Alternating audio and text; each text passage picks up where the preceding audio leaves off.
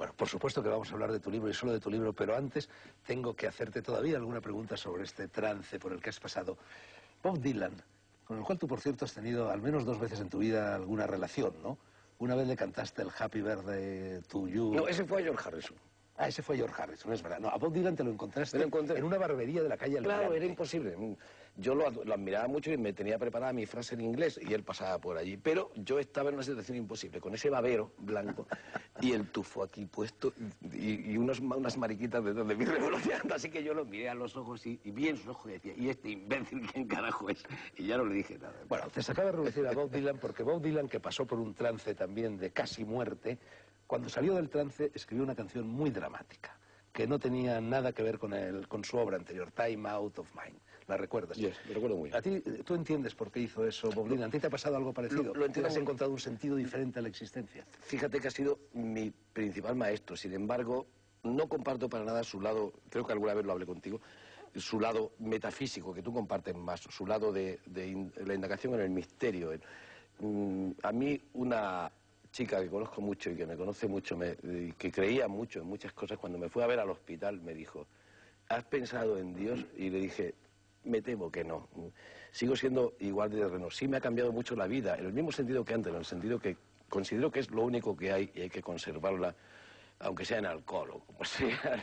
Pero no me ha hecho meditar en postrimerías. Y no viste ni el túnel, ni la luz, ni ninguna de esas cosas. Absolutamente nada. No olvides que yo soy hijo de un comisario de policía y cuando estaba muriendo de Alzheimer, mi hermano y yo nos turnábamos cada noche en el hospital para cuidarlo y la noche que me tocó a mí, que fue la última que vivió, se despertó a medianoche, se incorporó en la cama y yo dije, voy a oír una frase del que está encarándose a la muerte. Y mi padre dijo, ¿de dónde sacarán tanto dinero las diputaciones? Y se murió.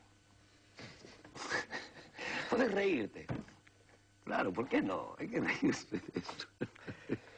¿Cómo va a creerlo en nada después de eso? Uno de tus poetas favoritos es Gil de Viedma.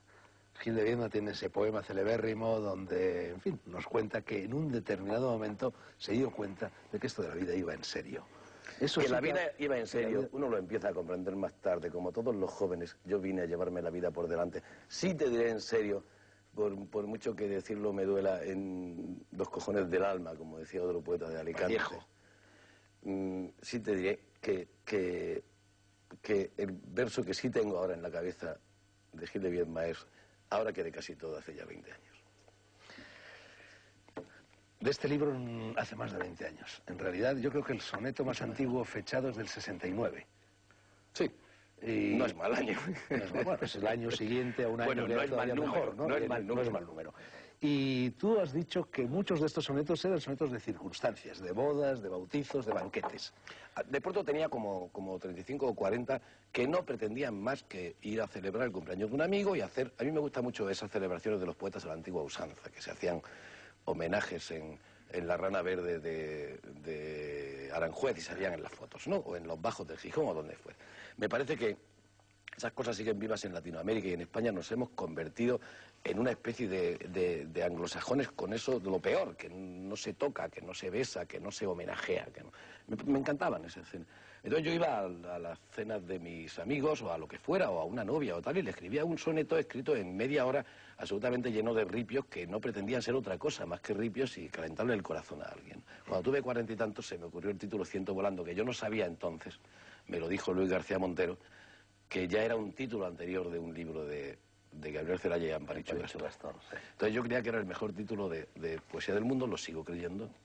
Honor a Gabriel Celaya y Amparichu Gastón.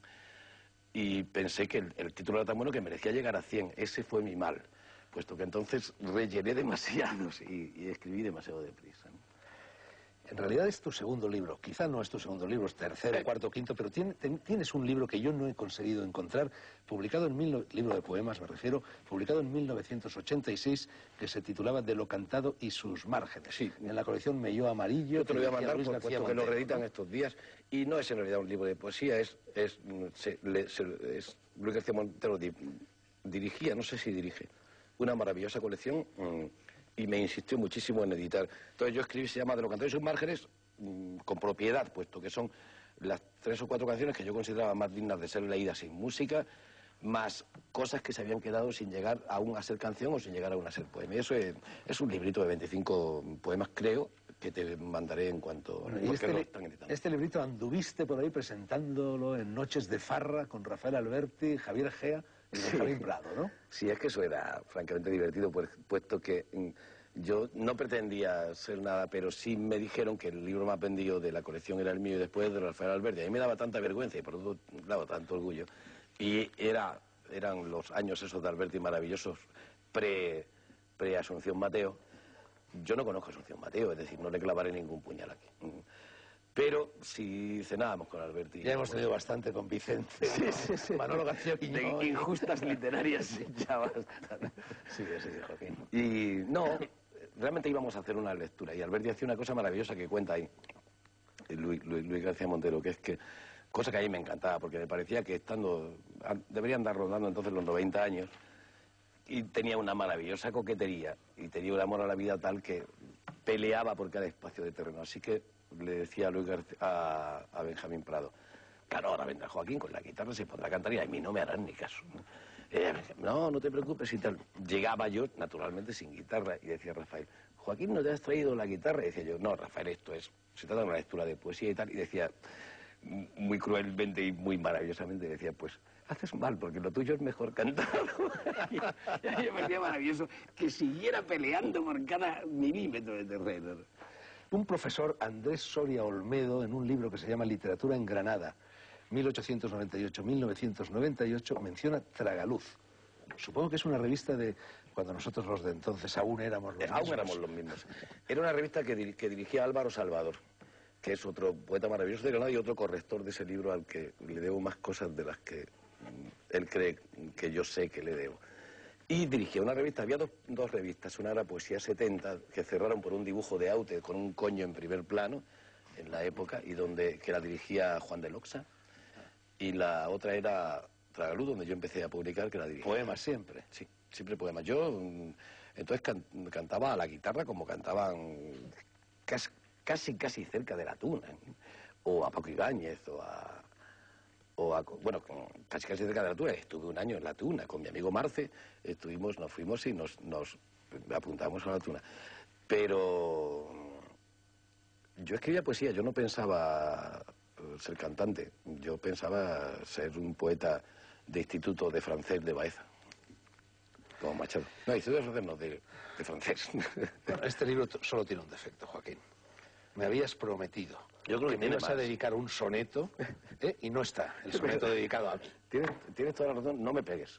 No, hombre. No hagáis de eso una tradición. La menor reincidencia rompería el encanto. El soneto, que es verdad y tienes razón, que además no sé qué decir, pero sí sé qué decir. Yo sí recuerdo que te conté que tenía un libro de cartas en verso, con Silvio Rodríguez, con José Luis Gómez, con Fito Páez, con gente de aquí y de allá, con Javier Crae. Y entonces ese te lo guardo para las cartas en verso, porque yo sé que contestarás implacablemente a sílabas contadas caes gran maestría.